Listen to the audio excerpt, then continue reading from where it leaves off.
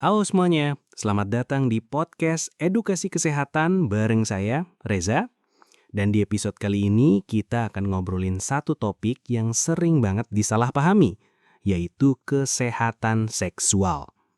Topik ini penting banget, tapi masih sering dianggap tabu. Jadi, yuk kita bahas dari sudut pandang medis supaya lebih jelas dan gak ada lagi stigma. Pertama-tama, kita harus ngerti dulu, apa sih sebenarnya yang dimaksud dengan kesehatan seksual? Menurut WHO, kesehatan seksual adalah kondisi fisik, emosional, mental, dan sosial yang berkaitan dengan seksualitas seseorang. Artinya, ini bukan cuma soal bebas dari penyakit atau gangguan, tapi juga soal bagaimana seseorang bisa menjalani kehidupan seksual yang aman, menyenangkan, dan sesuai dengan keinginannya tanpa paksaan atau rasa bersalah. Jadi kalau kamu berpikir kesehatan seksual itu cuma soal gak kena penyakit kelamin, itu baru sebagian kecil aja dari gambaran besarnya. Ada beberapa unsur penting yang harus ada dalam kesehatan seksual. Nih, saya rangkum jadi 5 poin utama. 1.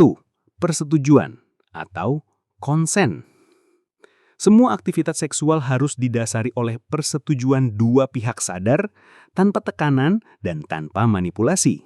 Ini pondasi utama, dan dari sini semuanya bermula.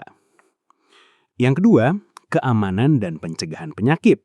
Ini termasuk penggunaan kondom, pemeriksaan rutin, IMS, vaksinasi HPV, dan edukasi tentang cara penularan penyakit.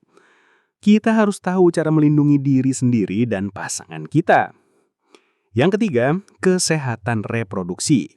Termasuk di dalamnya akses terhadap kontrasepsi, layanan kehamilan, persalinan yang aman, hingga penanganan masalah infertilitas. Semua itu bagian dari hak kesehatan seksual.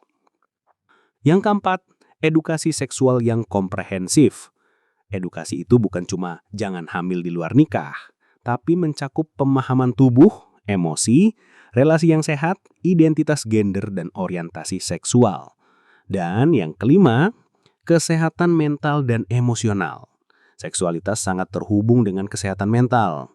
Gangguan seperti trauma seksual, body image issue, atau tekanan sosial bisa sangat mempengaruhi fungsi seksual seseorang. Sayangnya, banyak orang belum bisa menikmati hak mereka atas kesehatan seksual. Kenapa? Pertama, karena kurangnya edukasi. Banyak remaja yang dapat informasi seksual dari teman sebaya, media sosial atau film dewasa yang jelas-jelas gak edukatif dan malah menyesatkan. Kedua, stigma dan budaya tabu. Di banyak lingkungan, ngomongin seks masih dianggap jorok atau gak sopan. Akibatnya, orang jadi malu konsultasi saat punya masalah seksual. Padahal ini urusan medis, bukan aib. Yang ketiga, akses layanan kesehatan yang terbatas, terutama di daerah terpencil atau konservatif. Kadang nggak ada klinik yang ramah terhadap pasien dengan isu seksual. Bahkan ada tenaga kesehatan yang malah menghakimi, bukan bantu. Peran petugas kesehatan bukan cuma merawat pasien yang sakit, tapi juga memberi edukasi dan advokasi. Saya percaya pasien berhak tahu bahwa yang pertama, gak ada yang salah dengan mengeksplorasi seksualitas, selama itu dilakukan secara sadar dan aman. Yang kedua, gak ada yang salah datang ke klinik cuma buat nanya soal kondom, kontrasepsi, atau IMS. Itu justru bentuk tanggung jawab. Kemudian yang ketiga, identitas seksual atau orientasi seksual itu bukan penyakit, dan layanan kesehatan harus inklusif buat semua pasien. Tenaga kesehatan harus jadi pihak yang aman dan ramah untuk semua pasien, tanpa memandang latar belakang atau pilihan seksualnya. Sebelum saya tutup, saya mau kasih beberapa tips praktis buat kamu yang ingin menjaga kesehatan seksual. Pertama, lakukan screening IMS rutin, terutama kalau kamu aktif seksual.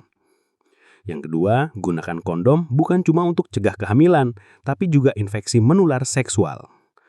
Kemudian, edukasi diri, jangan malu baca atau tanya soal seks ke tenaga medis profesional. Yang keempat, bangun komunikasi yang jujur sama pasangan.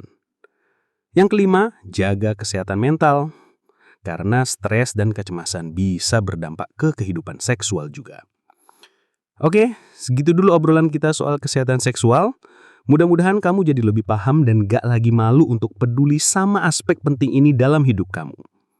Kalau kamu punya pertanyaan, jangan ragu untuk konsultasi ke perawat, bidan atau dokter yang kamu percaya. Ingat, edukasi adalah bentuk perlindungan diri. Sampai ketemu lagi di episode berikutnya bareng saya Reza.